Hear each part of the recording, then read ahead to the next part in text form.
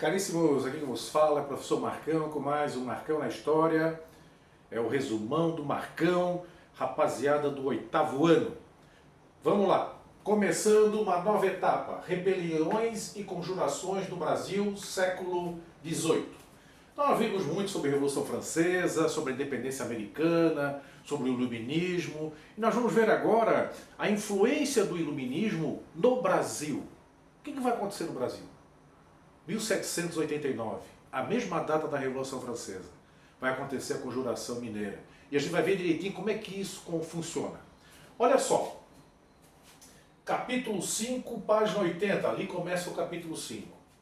Brasil, objetivo dessas conjurações, dessas rebeliões, são revoltas contra o governo, revolta contra a monarquia absolutista portuguesa que explorava os colonos. Então olha só, Brasil, objetivo, lutar contra a ordem estabelecida. Qual é a ordem estabelecida? A ordem estabelecida é Portugal, a monarquia absolutista.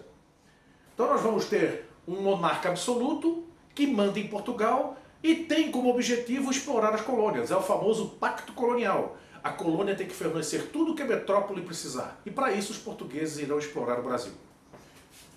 Brasil colonial 1500-1822. Cobrança de impostos, taxas aumentadas. Se vocês lembrarem da independência dos Estados Unidos da América, o fator fundamental foi o aumento dos impostos. Lembra disso? E se vocês lembrarem da Revolução Francesa, foi o aumento dos impostos para o terceiro Estado. Então o aumento da carga tributária é o fator fundamental, é o gatilho tanto para a Revolução Francesa quanto para a independência americana e como para a conjuração no Brasil. Olha só, consequências. Revolução Francesa, independência dos Estados Unidos, Brasil. Vamos ter então rebeliões devido à cobrança de impostos. Revoltas fiscais. É o seguinte, todos os produtos serão taxados. Tá? Tudo era taxado, 80% dos produtos era taxado, com impostos, 80%. O Brasil hoje nós temos 60 tipos de impostos. Naquela época, 80% dos produtos eram taxados, praticamente quase todos os produtos. O que era taxado em final de contas? Então vamos ver. Encaixotar o açúcar. Ah, professor, é a taxa sobre o açúcar. Não, é a taxa sobre encaixotar o açúcar. Botar no caixote. Eles vaziam o açúcar em barras, como se fosse rapadura. Era rapadura, na verdade. E colocava em caixas. A caixa era taxada. Vinho taxado. Açúcar taxado. O açúcar também era taxado. Era a taxa sobre taxa. Cachaça taxada. Lembra lá do rum, do melado lá nos Estados Unidos? A lei do açúcar? Aqui também, né? Vão taxar a cachaça. Vai dar rolo. O gado é taxado, o fumo é taxado, e tudo era com taxas, impostos e tributos para serem pagos, para engordar as contas do governo lá de Portugal. Vai dar confusão. Tudo chega a um limite, tudo tem um limite, né? Olha só, os tributos cobrados eram taxas para Portugal. E vai começar então uma série de revoltas do Brasil colonial. 1654, século XVII, Rio de Janeiro. Revolta da cachaça. Primeira revolta é da cachaça. Tinha que ser da cachaça, né? Como teve lá nos Estados Unidos, foi o rum. Né? A revolta lá foi por causa do rum, a lei do açúcar. Agora a revolta da cachaça. Olha só. Proibia a comercialização de cachaça. Não tem mais cachaça. Cachaça feita da cana-de-açúcar. Né?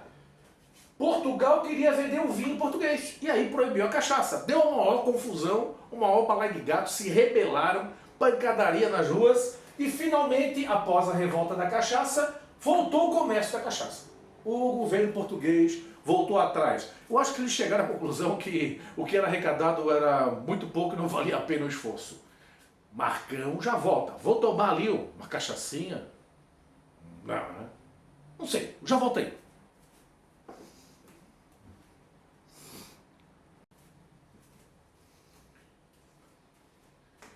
Aí, rapaziada, voltei. Vapt-vupt. Não tomei cachaçinha, não.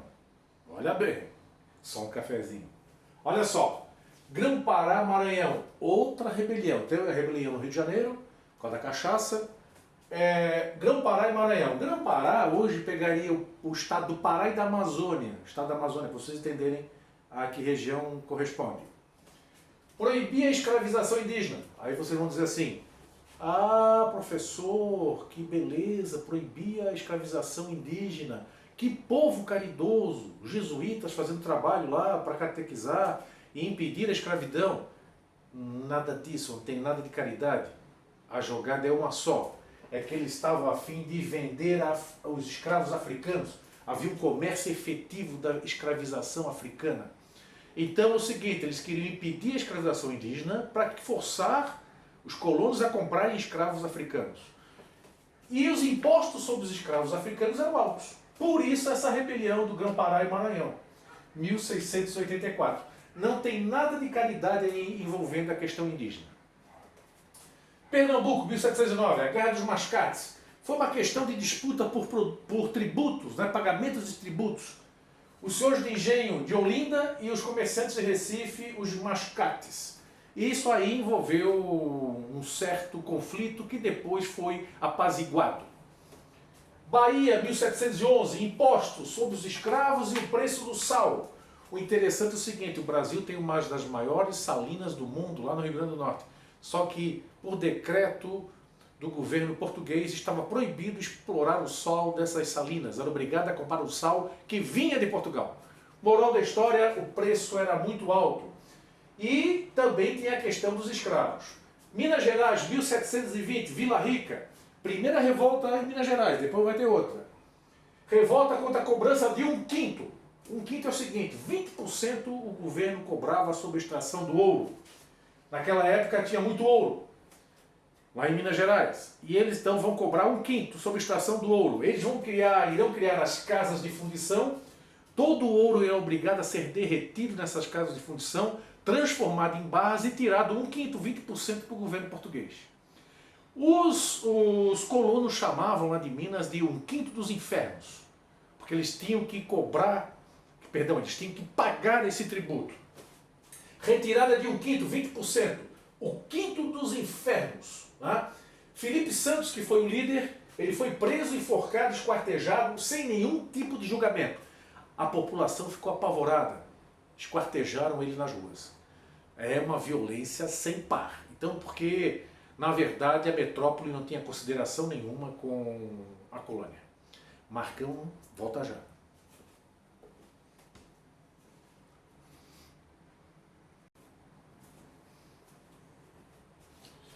Voltei. Vamos ver algumas revoltas. Observaram que tivemos várias revoltas. Então, olha só. Revolta também no Rio Grande do Sul. Revolta dos soldados. 1742. Estavam com salários atrasados. 2 anos de salário atrasados. Os soldados também queriam usar os cavalos quando não era dia de serviço. Eles queriam que terminasse as punições e castigos físicos. Eles se rebelaram. Depois houve um acordo, o pagamento do salário e os amotinados foram perdoados pelo exército. Conjuração Mineira ou Inconfidência Mineira. A revolta, a rebelião em Minas Gerais. Novamente em Minas Gerais. Teve a revolta de Vila Rica, agora a Conjuração Mineira.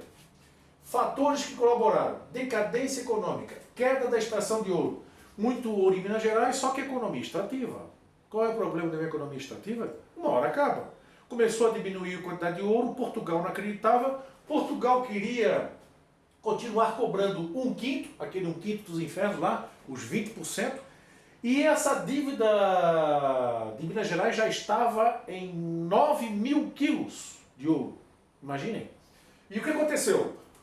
Portugal acreditava que era contrabando, que na verdade não era, que estivesse diminuindo a produção, criou o Dia da Derrama para cobrança forçada dos impostos atrasados, é o chamado 5º dos infernos, o Dia da Derrama. Aí o professor vai arrumar aqui, ó, o Dia da Derrama. O Dia da Derrama. O professor arrumou, Dia da Derrama. O nome derrama lembra o quê? Derramar, né? É o derramar. No caso aqui, é derramamento de sangue. Porque eles vão invadir as casas, vão espancar as pessoas, vão prender as pessoas, vão tirar o que eles tiverem de joias, o que tiverem de ouro, o que tiverem de dinheiro, tudo. Invadiam, metiam o pé na porta das casas e entravam. os soldados de Portugal. Nesse momento, então, essa cobrança forçada, esse 1/5 dos infernos, passa a virar um caos em Minas Gerais. Os inconfidentes, esses rebeldes, estavam baseados também nos ideais iluministas, a filosofia do liberalismo. Lembra? Eu já comentei com vocês. Os ideais iluministas foram longe. Tá? Então chegou até no Brasil, porque muitos filhos de famílias ricas acabavam indo estudar na França e tiveram contato então com os ideais iluministas da Revolução Francesa. Olha a data da Inconfidência, 1789. 1789, o mesmo ano da Revolução Francesa. E não é por acaso. Bom, olha só. Objetivos. Libertar-se de Portugal. Não existia aquela ideia de Brasil, nação, isso não existia. Mas eles queriam se libertar de Portugal. Adotaram uma nova bandeira dos Inconfidentes. Desenvolver a indústria, desenvolver a agricultura, criar universidades, o serviço militar obrigatório, e aí vai. Como, na verdade, um país independente. Fracasso. Por que o fracasso? Muita reunião e pouca organização. Se reuniam demais. Você sabe que o segredo você não guarda entre duas pessoas. Imagina entre várias pessoas. Começam a espalhar as reuniões, as ideias revolucionárias nessas reuniões. Outra coisa, eles fizeram uma rebelião e não pensaram no óbvio. Pode parecer coisa de outro mundo, mas os caras não pensaram em armas. Eles queriam fazer uma revolução com o quê? Com flores? Distribuindo flores? Quando eles perceberam, eles não tinham armas o suficiente. Não tinham armas para uma rebelião. E outra coisa, a traição de Joaquim Silvério dos Reis. Ele traiu e todos acabaram presos. E um dos presos chama-se Joaquim José da Silva Xavier, apelidado de Tiradentes. Era um daqueles de famílias mais pobres que manteve até o fim o posicionamento de liberdade. Ele foi então no dia 21 de abril de 1792, Tiradentes foi enforcado e esquartejado. Aonde ele vivia, a casa dele foi demolida e jogaram sal por cima, que era para não nascer mais nada. O governo português novamente queria que ele servisse de exemplo para aqueles que se rebelassem e virou um herói nacional. Agora vocês sabem o porquê do feriado do dia 21 de abril. Abração do Marcão, muitas rebeliões no Brasil colonial, né? Não foi brincadeira não. Voltamos numa próxima oportunidade.